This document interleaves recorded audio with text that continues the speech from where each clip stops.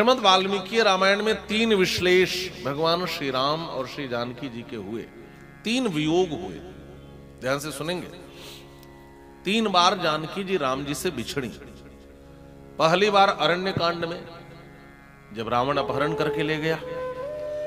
दूसरी बार जब भगवान श्री राम महर्षि वाल्मीकि के आश्रम पर भेज देते हैं। जो लोग पहले दिन की कथा सुने हैं वह इसको समझ पाएंगे, और जो नहीं सुने हैं अब वो अपने ढंग से समझते रहेंगे। और तीसरी बार श्री जानकी जी पृथ्वी में चली जाती हैं। ये 3 वियोग होता है। हमारे आचार्य कहते हैं यह 3 वियोग 3 चीजों को बतलाने के लिए हुआ है। प्रथम वियोग जो है, प्रथम विश्लेषः कृपा पक्ष प्रकाशनार्थम।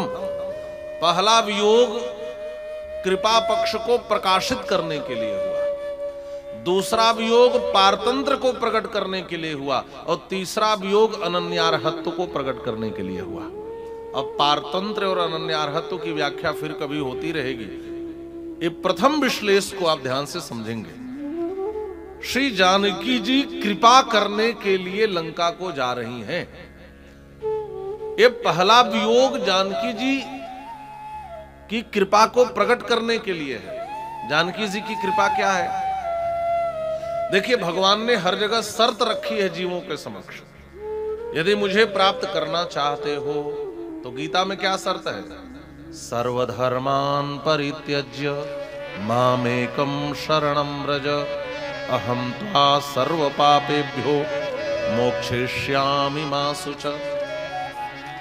गीता में शर्त है, सभी धर्मों का परित्याग करके मेरे शरण को ग्रहण करो, मैं तुम्हें सभी पापों से मुक्त करके मोक्ष प्रदान करूंगा।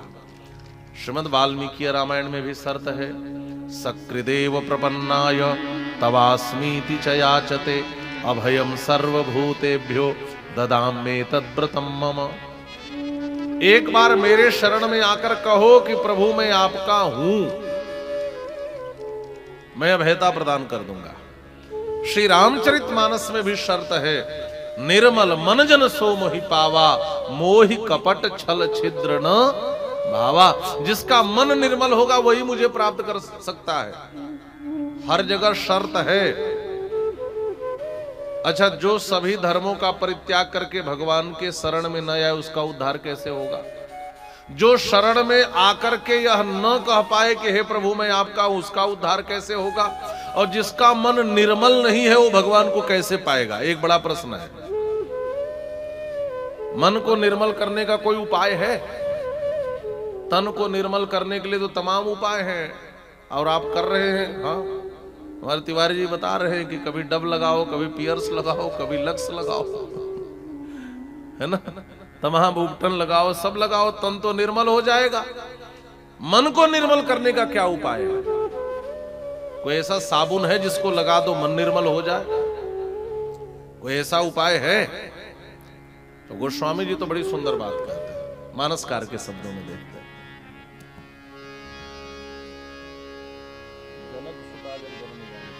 जनक सुता जग जननी जानकी, जनक सुता जग जननी जानकी, अतिशय प्रिय करो लाभिधान,